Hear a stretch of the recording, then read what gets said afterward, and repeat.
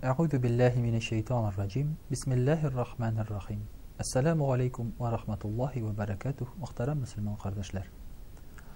Allah Teala bizge bu yıl matur, жылы, ямлы жайларын берді. Шушы матур жайгы күннәрдә без инде зиратларга да барып кайтабыз. Менә шушы зиратларга бару турында, каберләргә йөрү турында бераз сөйләшеп алыйк әле. Ни өчен дигәндә, күп кеше анда нәрсәгә барганын белми, һәм анда нәрсә эшләргә кирәк икәнен белми. Дәрестән дә шундый матур сүз бар. Исәннәрнең кадерен бел, үлгәннәрнең каберен бел дигән. Бездә мөселманнарда үлгән кешегә дә исән кешегә караган кебек караш бар.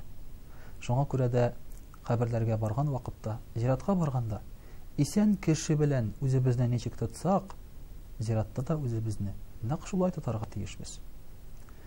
Мәсәлән, кунакка барган кебек, үлгәннәр янына кабергә барганда да без дөрес кием сайларга тиешбез.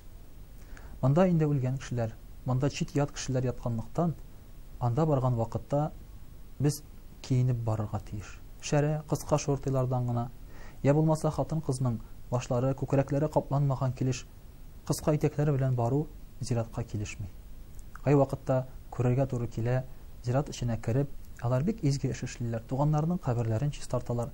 Ләкин бөтен җирләре ачылып салган хатын-кызларның. Бу очракта инде алар үзләренә дә шушында гынах алып кайтырга мөмкиннәр.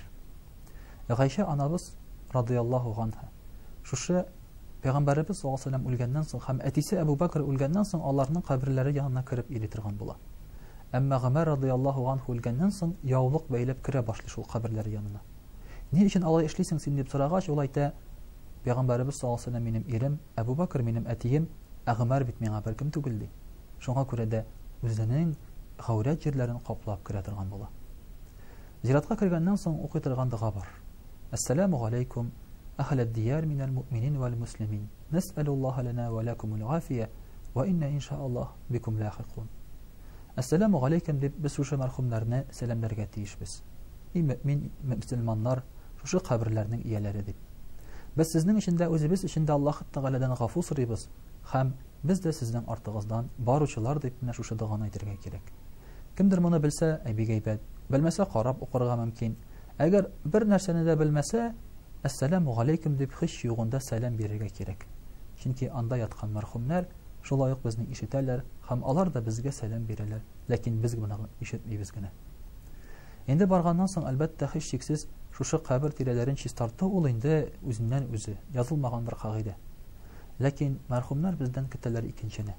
Ул да булса дуга кылуны. Алар янына килеп, аларны искә алып, Аллаһ Тәгаләдән аларның исемнәрен әйтеп, ғафу сорауны көтәләр. Шуңа күрә дә каберлеккә баргач, бер-ике аят укып китү, Фатиха сүрәсе, Ихлас сүрәләре укып китү, я булмаса инде белгән башка бер озынрак сүрәләрне укып дуга кылу бик тә саваплы. Бар шундый сүзләр дә зиратта Коръән укырга ярамый дигән. Әйе, ләкин безнең ата-бабаларыбыз гомер-гомергә Коръән укыган. Ул гына түгел. Омар радиллаһу анһуның улы да шулай дип әйтә: Мин үлгәннән соң минем баш очында ди, күмгәннән соң ди, ук Бакараның башын укыгыз ди, аяк очында Бакара сүрәсенең ахырын укыгыз ди. Әгәр дә инде ул зиратта Коръән укырга ярамый дигән фикердә торса, ул бит инде зур галим, минем баш очында, аяк очында Коръән укыгыз дип әйтмәс иде. Шуңа күрә дә Коръән уку, зиратта Коръән уку мәрхүмнәргә җиңеллек бирә. Бу дөньяда, мәсәлән, без бит бергә аралашып сөйләшкән вакытта нинди матур сүзләрне ишетергә яратсак, үлгәннәр дә белән дә без аралашабыз, сөйләшәбез бит. Үзара нинди матур сүзләрне ишетергә теләр идек. Әгәр дә теге дөньяга эләксәк, Коръән сүзе, Аллаһ Тәгаләнең сүзе. Менә шуларны укыганнан соң, хәтта син дуга кылган кеше генә түгел, аның янында яткан башка мәрхүмгә дә бер җиңеллек килә.